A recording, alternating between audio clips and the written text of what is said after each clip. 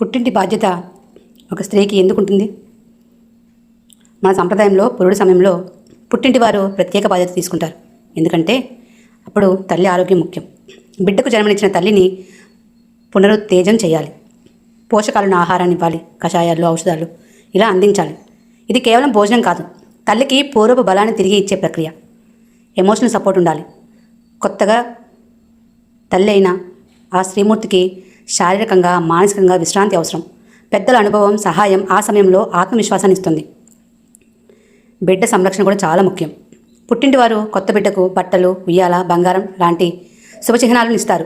ఇవి కేవలం కానుకలు కావు, మా వంశం దీవెన, ఈ బిడ్డకు తోడుగా ఉంటుంది అని చెప్పే ప్రేమపూర్వక హామీ.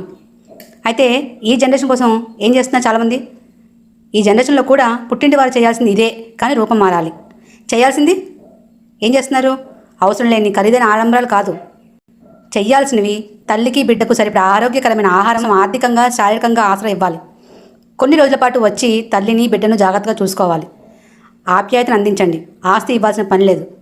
పిల్లలు పుట్టిన తర్వాత కూడా ఇది ఇవ్వండి, అది ఇవ్వండి అని మళ్ళీ లాంఛనంగా అడిగే చాలామందికి అర్థం చేసుకోవాలని కోరుకుంటున్నాను. పుట్టినిల్లు అనేది కూతురు పెళ్లి తర్వాత తెగాల్సిన బంధం కాదు, అది కష్టకాలంలో పరిగెత్తుకుంటూ వచ్చే శక్తి. ఈ సంప్రదాయంలో దాగి ఉన్న నిజమైన విలువ మా ఆడపిల్ల, ఆమె బిడ్డ క్షేమం మాకు ముఖ్యం అని చాటి చెప్పడమే.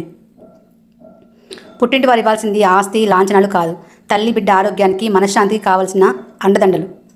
ఇది కేవలం బిడ్డ పుట్టిన తర్వాత చాలామంది అత్తలు లేదా అత్తమామలు కానీ బాధ పెట్టకూడదు ఆడపిల్లని అని చెప్పడం కోసం నా వీడియో అండి.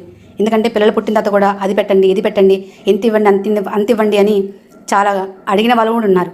కాబట్టి దయచేసి మారాలని కోరిక. Thank you.